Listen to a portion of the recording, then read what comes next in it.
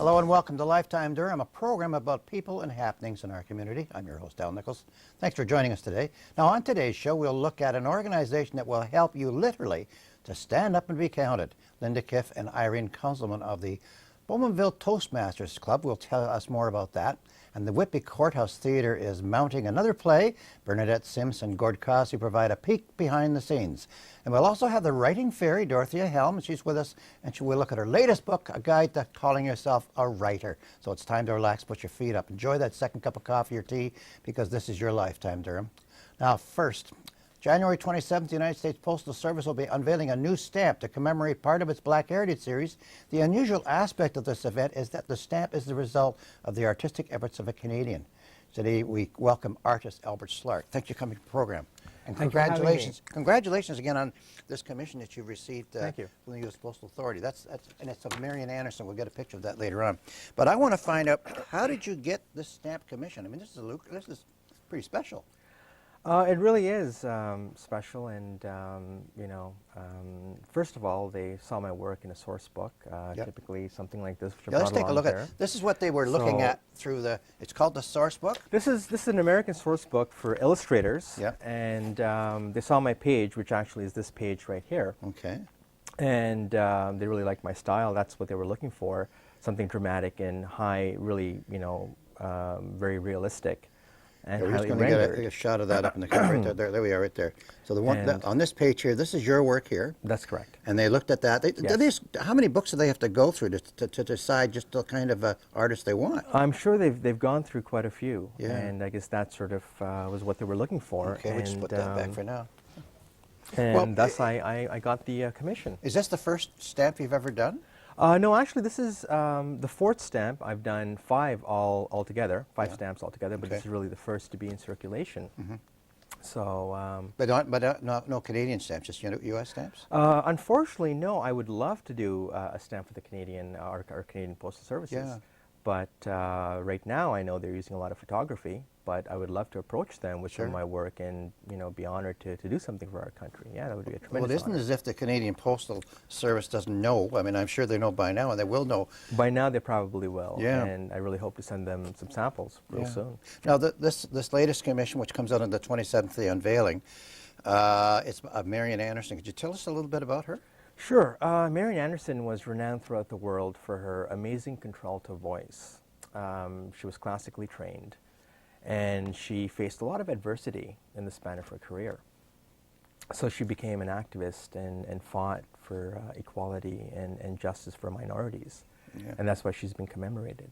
Why do you think the Postal Authority picked you, as opposed to the others? I mean, I know they probably looked at your style, but was there any other aspect to it?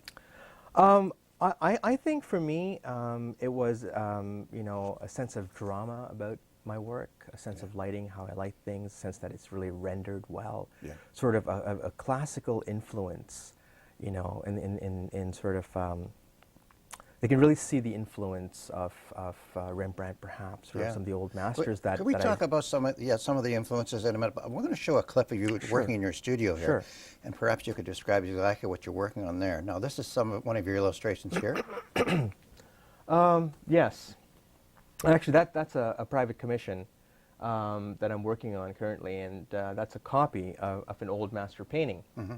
And actually, that's Tiepolo, a great Venetian painter that I was commissioned to paint. So I'm just about finished this one. I've been working on that for a few months now, between jobs and so on and so forth. So that's what I'm working on. And that typically is a romance illustration that I had done for Harlequin.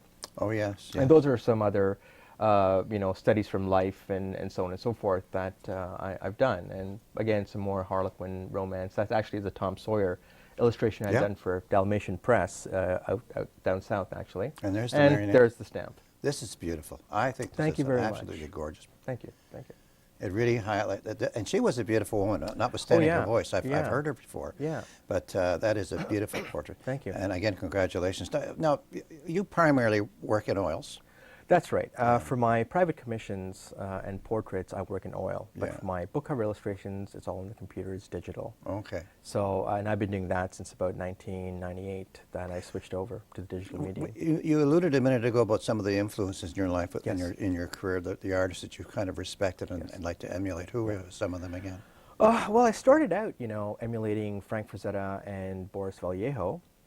And I was really into comics back then, and I saw their work on comic book covers and stuff, and I thought, Yeah. wow, I really want to paint like that. Sure.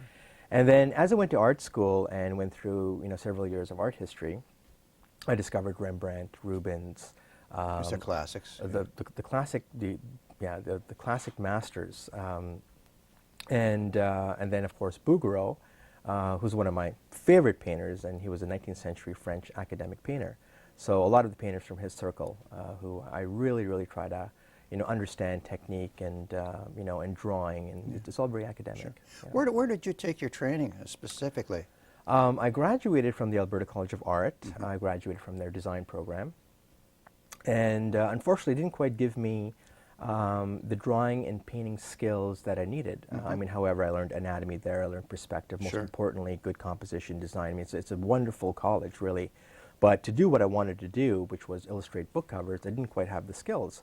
So I had to go to New York, really, and study there. And I studied informally at the School of Visual Arts, privately, private instruction, because I couldn't afford to attend full time. Sure. So I had to go back and forth over, over a period of years to really learn That'd and be understand. expensive. That was very expensive, but to learn kind of what I know now today and what I'm employing now in my work. Now when you graduated, you came to Toronto. What drew you to Toronto? Was it that the closer commuting distance to New York, or what? What drew me here was a lot of the big publishers are located here, like Harlequin and Scholastic and so on and so forth, Penguin. And of course my grandmother, my poor old grandmother, Mrs. Jessie Saville, bless her soul, she was always a guiding influence and Sure. so on. So I knew I could at least stay with her for a while till I, found my own place. And of course, like the nightlife was great, really, incredible, and so those were some of the aspects that drew me here. Yeah. The big city of Toronto, as we say. That's right. Bright lights, big city. Well, the book covers, you do a lot of book covers. You've done a lot of book covers. Can we talk a little bit about those? You did Sure. Harlequin Romances and some others? That's correct. I've done about 300. That's a lot for us. Or probably You're a little too young more, to have but I've made just been that many. conservative. I've been conservative. I mean, I've been doing that professionally now for about 10 years now. I Okay. started when I was in my late 20s. And actually, I was told, don't quote me on this, but I was told I was one of the youngest artists on staff at that time. Sure. And, I think I can understand that. So, I've been doing that ever since, and since 1998, actually before 1998, I was drawing them out and painting them, so I got Yeah. a lot of practice painting, and really, it was the ideal job for me because I got a chance to paint Yeah. figures, which I absolutely love doing, Sure. and was able to make a living doing it, so really, that's the ideal job. So you're more into portraits than you are scenes, then, I guess.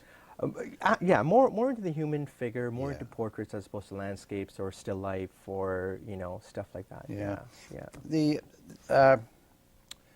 you obviously you've done, how long would it take you to say someone came up to you and said, well, look, we need a new cover for this new romance novel, and they give you obviously have to have an idea what the novel's about. Sure, To kind of get to capture the idea how they want on the cover. Yeah. But you probably collaborated with the the publisher or the author.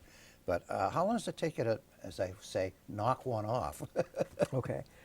Typically, I'll get a call from the art director, and they'll ask me my time and how soon I can do this and so on. And then I'll get a synopsis and character descriptions as to what these characters are. So from there, I'll go out and hire models. Oh, really? Oh, absolutely. All of the covers for this kind of realism, Yeah. I use models, and from there, I sort of have to really make them extremely handsome, really pretty. I've got to sometimes like. Can you work with me? Sure. Everybody's shaking their head no. And I was able to, really enhance their features, really, embellish, how they look, and from there. That'd be interesting. Becomes a book cover. I guess you'd have to use models. Yeah. Yeah. Okay. And then I put them in some sort of environment, some sort of background, some sort of setting that's called for. Okay. Well, you And- could call yourself an established artist. What are your goals and ambitions at this point? My goals really are to eventually paint portraits full time, do some fine art, which is Yeah. work of my own ideas on canvas, and maybe have a gallery represent me. Sure.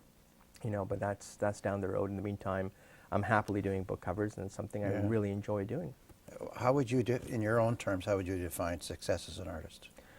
Well, the dictionary word of success is, wealth and fame and all that other stuff. But I would define success as being the best you can be, Yeah. achieving your goals that you set out to achieve, and really,